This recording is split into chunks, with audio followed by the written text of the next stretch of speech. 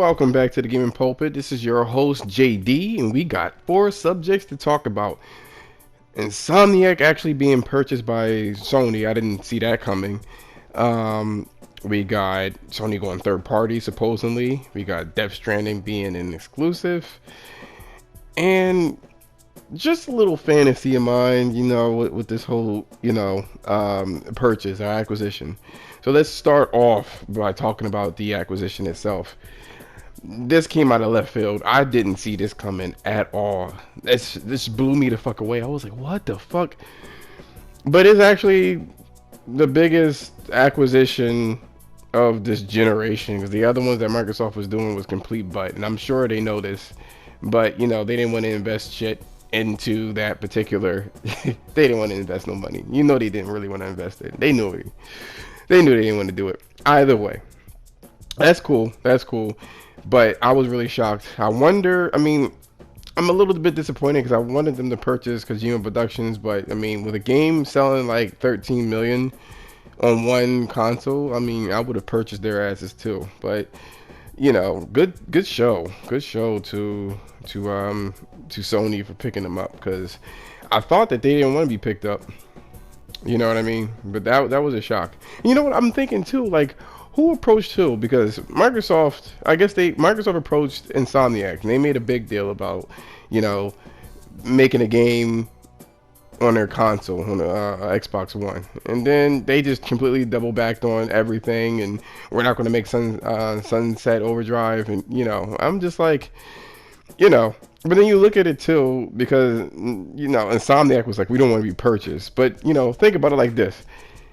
You ever get denied, by either a girl or a guy, and then you kind of tell yourself that lie, like, I mean, I was never really that interested anyway. So, I mean, I was never that interested in her or whoever it may be, so it would just be funny as hell.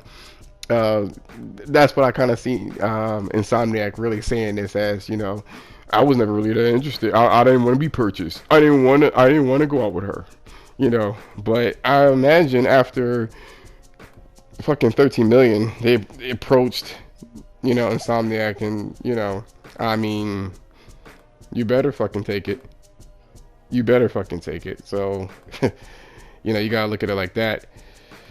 Another thing that's cool too, Sony didn't make a big deal about this acquisition either. They were pretty chill about it.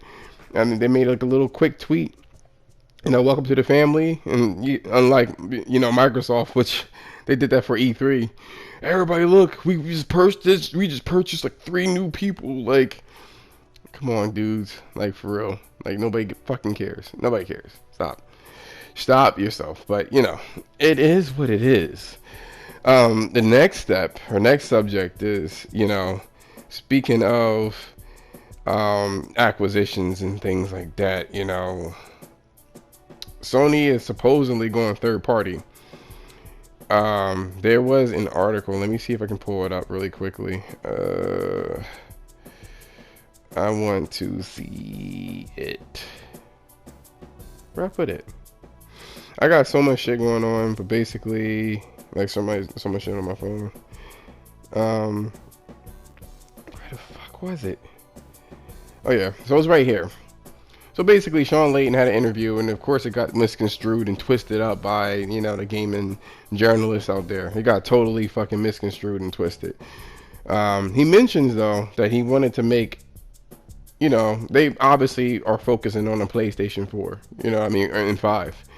He mentions that that's non-negotiable, but what they want to do is expand their titles to platforms, but they never specify. But we can safely assume that it's definitely not Xbox or Nintendo.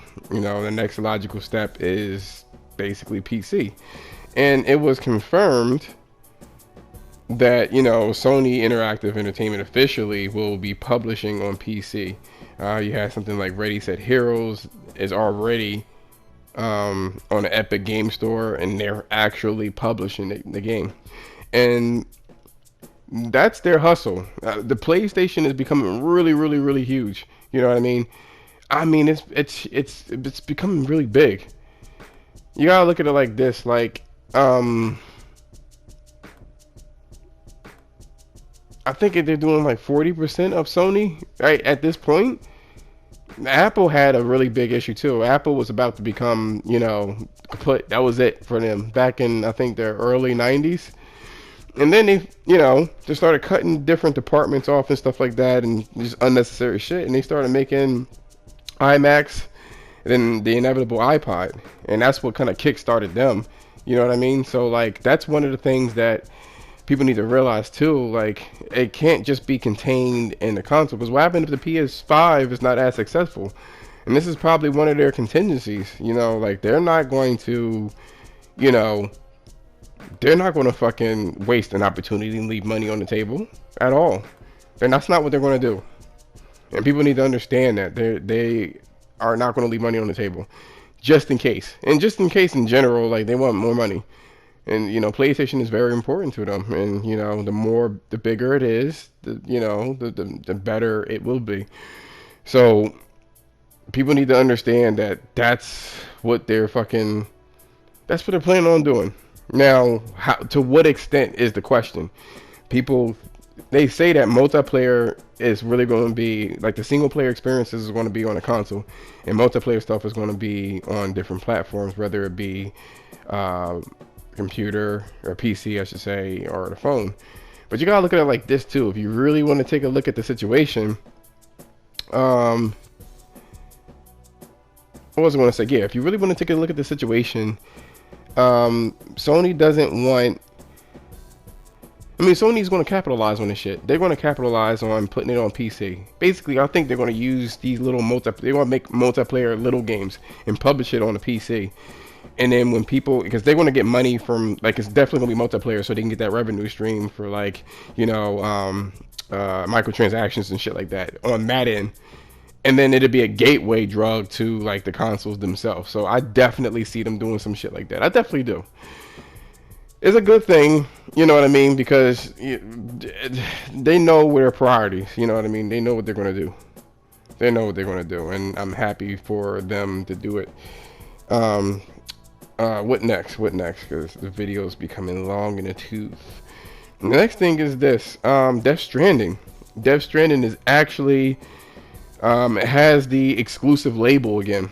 And I was kind of like, I mean, it's their engine, you know what I mean? I mean, it's a single player game that has asynchronous multiplayer, but again, if it's going to be on PC, they're going to have to remake a totally different engine. That's what they're going to have to do, and I don't think that's what they're going to do. That's like Metal Gear Solid 4. It's not going to be on any other console. They have the exclusive right. Maybe years from now, like 10, 15, 20 years.